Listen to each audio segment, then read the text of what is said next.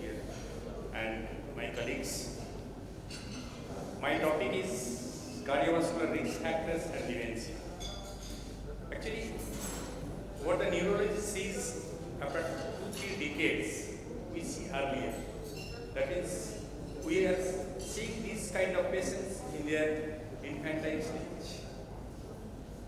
If I got some phone that I have mistakenly taken some medicines which I have taken already in the morning hours, I have repeated it in the after lunch by mistake. And cardiac patients have become very panicked, even with a single, suppose a cholesterol lowering medicine, whether he has taken or not, or if by chance is repeated, they got panicked. But they are doing these mistakes. Is it significant? Does it got some significance? That's a big question.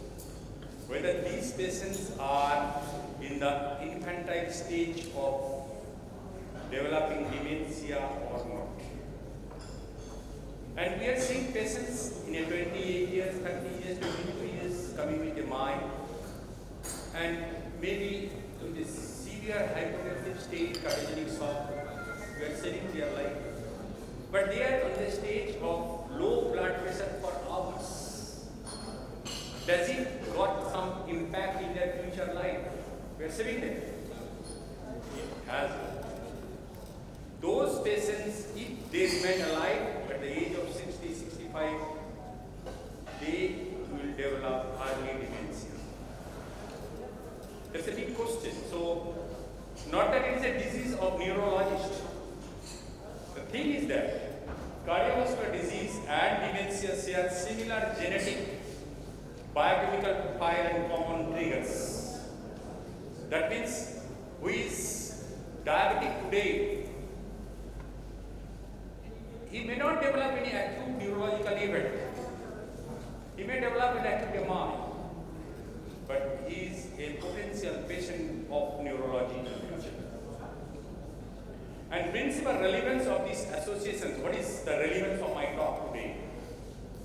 Top relevance is here that this association lies in the fact that they reveal a potential opportunity to prevent dementia, the management and treatment of cardiovascular disease risks.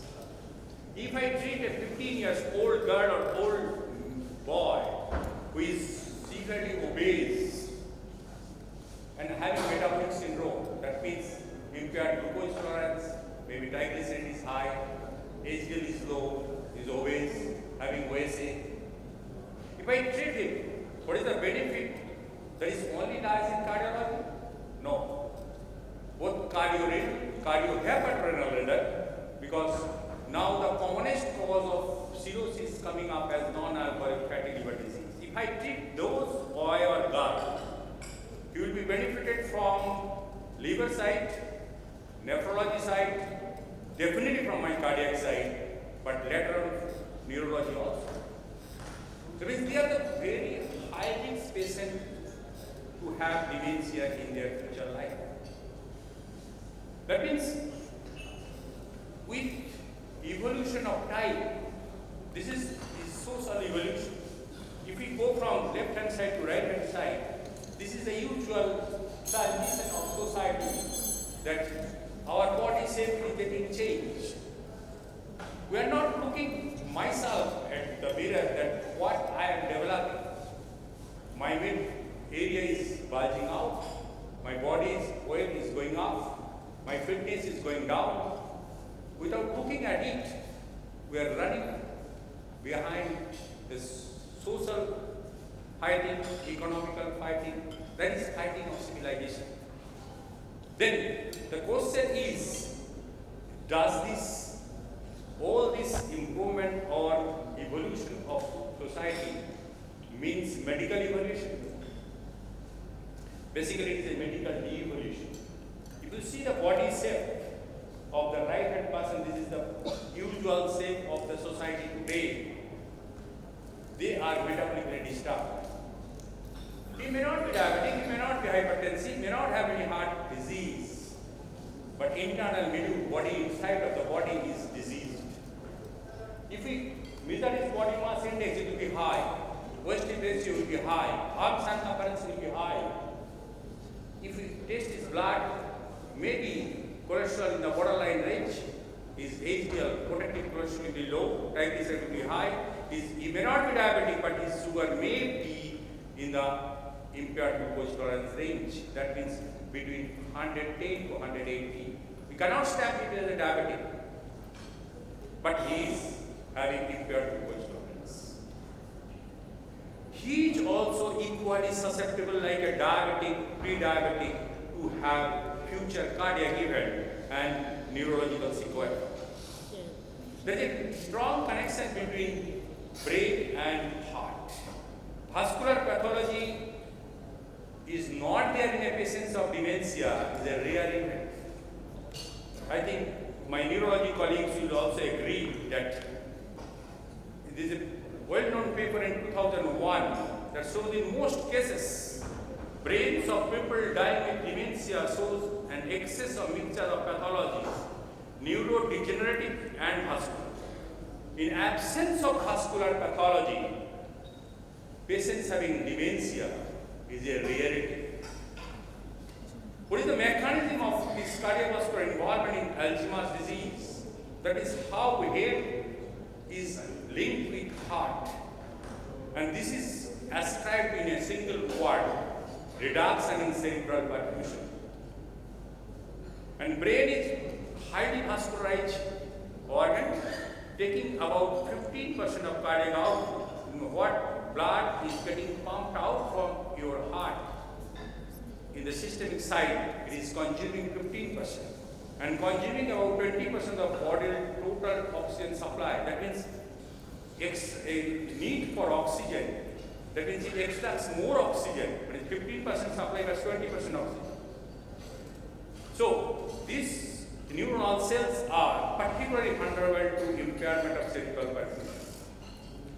And this hypoperfusion, this is basically a medical terminology though, supposed to be actively contribute to the formation of tau-containing neurofibrillary triangles and amyloid plaques. These are the pathognomonic features in pathological features of dementing patients and emergencies. So cerebral hypoperfusion, metabolic energy crisis of brain cells. That means who is having a cardiac arrest now? We can revive. There is a burst of crisis in the brain milieu that can lead to acidosis and oxidative stress in that area. And that can lead to activation of lysosomal enzymes, leading to hyperphosphorylation of tau proteins. And these hyperphosphorylated tau proteins cluster, they not remain separate, they become clusters and give rise to these neurofibrillary tangles. And that tangles will remain, it will not go away. And upregulation of beta secretase 1, a protease, which is responsible for the cleavage of the amyloid precursor proteins, and thereby determining the accumulation of amyloid beta chain and formation of amyloid plaques. And breakdown of blood-brain barrier because of hypoperfusion will impair the clearance of these amyloid beta plaques chains. And this is another thing that these Alzheimer's disease patients are shown to display worse diastolic function. This is our idea to how to catch them. Diastolic, worse diastolic person disproportionate. That means he is not so much hypertensive, but his echocardiography is showing diastolic dysfunction disproportionate at younger ages compared to controls. And additionally, it was found that neither hypertrophy nor aortic valve disease was the underlying cause of this diastolic dysfunction. That means a young fellow showing a disproportionate diastolic dysfunction is a candidate to have this kind of disorder in future. And proteomic analysis shows that two forms of amyloid, amyloid beta 42 and amyloid beta 40, are present both in heart and brain, and their expression is increased in Alzheimer's disease. But this concept, whether if I am a diabetic, I will develop Alzheimer's disease? No. If I am a hypertensive, I will develop Alzheimer's disease? No. This concept of risks and its clinical application is a cumulative mathematical calculation. That means this is a cumulative thing. If there is a disease is multifactorial and acquired, we can hold this at any point of our life.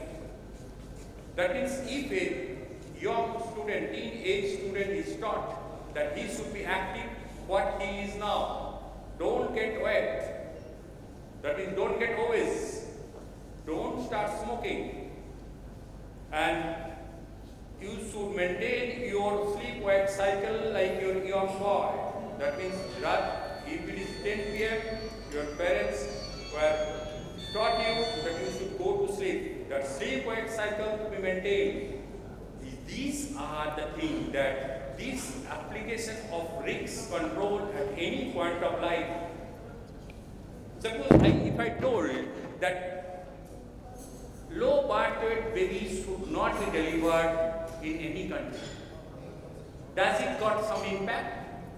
Yes. All low birth weight babies are highly vulnerable to have future disease, particularly diabetes, metabolic syndrome and cardiac disease. Because these babies in their teenage has a tendency to catch up weight. Birth weight was 1800 gram or 2 kg. That boy at the age